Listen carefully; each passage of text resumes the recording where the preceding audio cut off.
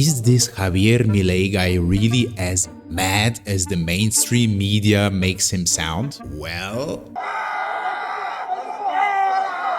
he's not quite as crazy as that guy, but he is also not far off.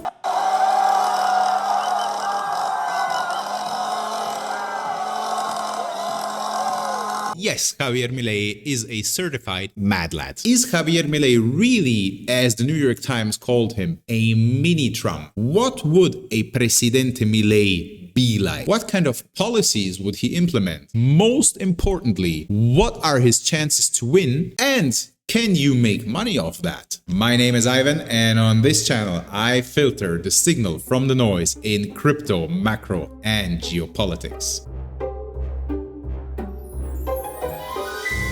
In his teenage years, Javier Milei used to be a goalkeeper. However, soon he found much more interesting hobbies. El sexo tántrico es lo que vendría a ser el yoga sexual.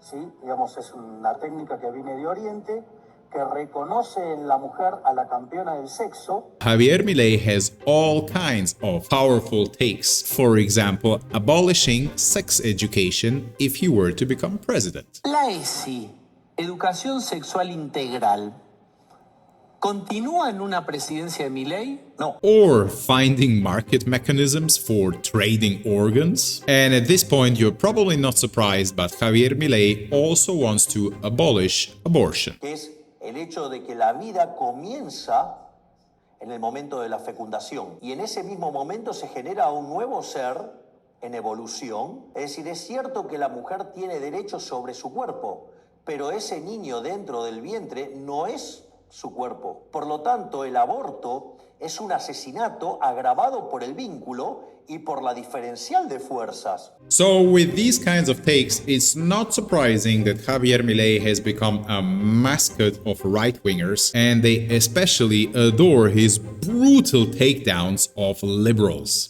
Al zurdo de mierda no le podés dar ni un milímetro. Pero ¿me podés definir zurdo de mierda? Que no todos los que, digamos, los colectivistas, los que ponen, digamos, o sea, esa idea... A ver, ¿por qué le pones de mierda, digamos? Porque son una mierda. Now we definitely have it confirmed. Javier Milei is a nutter. Javier Milei is actually an economist, but he rose to popularity thanks to his big mouth and foul language. And there is even a ranking with the most incredible insults by Javier Milei. Now that is not the only thing that Javier Milei has in common with another guy with a big mouth and a bit of a foul language. In the 2010s, Javier Milei used to rant against Argentina's left-wing government, and then in 2021 he got elected as a member of parliament. But it turns out making policy is much less fun than breaking policy. During his time in parliament, Javier Milei actually did not introduce any new legislation, and he was also absent for quite a bit, and he did not participate in 48% of the voting procedures. So how did Javier Milei go from slacker parliamentarian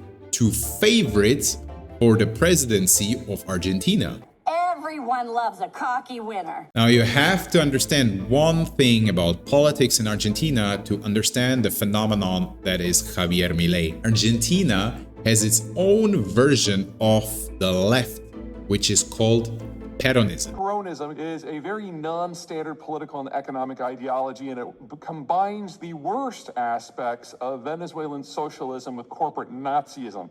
So basically, under a cult of personality on top of that. So if you can imagine AOC of the squad in the American Congress, you know, one of those really left-wing weirdos, having a love child with Donald Trump. I mean, it would be an ugly, hideous child. But that's basically what Peronism is. So there you have it. This ugly, hideous child ruled Argentina for decades. Argentina has gone from being one of the richest countries in the world 100 years ago to one of the countries with the highest inflation rate in the world in 2023. In other words, Argentina's politics are a mess. To me, this situation is a blood-soaked, nightmarish hellscape. This is the constellation that explains the success of Javier Milei, because he is the third way. He is the new, fresh alternative between the establishment, which are the Peronists, and the other part of the establishment, which are the conservatives. And he wants to tear down the entire system, which makes him really popular, especially among young voters. Before we assess Javier Milei's chances to really become the next presidente of Argentina, what kind of policies would a President Milei actually implement? Ministerio de Cultura, afuera. Ministerio de Ambiente y Desarrollo Sostenible, afuera. Ministerio de las Mujeres y Género y Diversidad, afuera.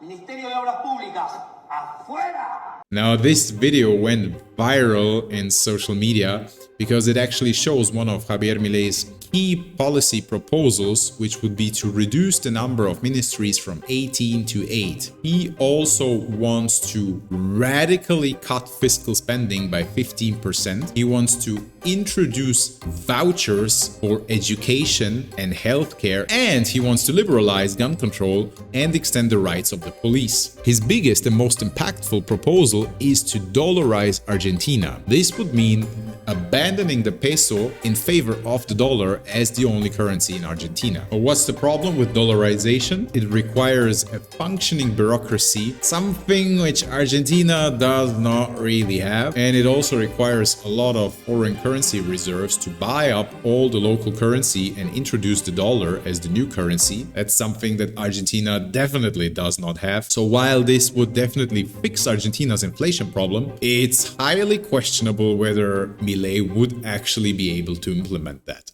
Sounds good, doesn't work, never gonna happen. But the most important question, can Javier Milei really become the presidente of Argentina? And what happens if he does? There's no strategy. I have no strategy.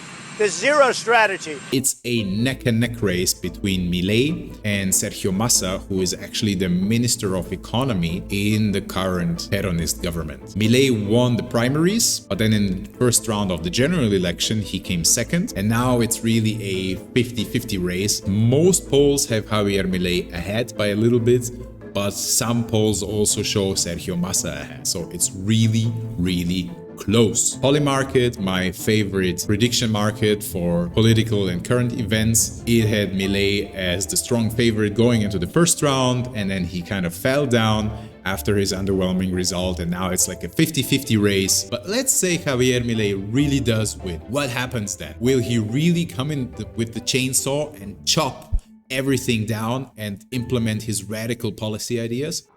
Do you want to see my new chainsaw and hockey mask? Oh, sorry. What am I thinking? What are you thinking indeed? No, Javier Milei will not be able to implement all his policy ideas. He does not have enough support from the parliament and from the Senate, because his party only holds 8 seats out of 72 in the Senate and only 37 seats out of 257 in the House. And that's not nearly enough for a governing majority, which means that Javier Milei will have to compromise. So he will have to negotiate with the other parties, with the establishment that he hates so much. And that's why he wants to bring in Mauricio Macri, the former conservative president of Argentina, and he is supposed to help Milei build bridges, because as we saw, Milei is a little bit crazy and he doesn't really get along well with other people, and he also doesn't really have the emotional control for long drawn out negotiations. So even though Javier Milei rants against the political caste, he will have to negotiate and he will have to compromise if he wants to get anything done. In terms of Milei's chances, I think it's really a coin flip. It's a 50-50 race. It looks very tight. So I'm not sure that you can really make money here. I think there is no point in betting this. But you didn't even look at your cards. Looking at one's cards is a crutch for players who rely on skill. What about Javier Milei, the president? I think he will not be as radical as he would like to be, which also means he is not as bad as the mainstream media makes him sound like. We can see from his record as a parliamentarian that he doesn't really like to deal with actually making policy. He doesn't really have the temper or the emotional control for that, and that makes him kind of similar to another guy which also does not have the emotional control for that. You've called women you don't like fat pigs, dogs, slobs, and disgusting animals.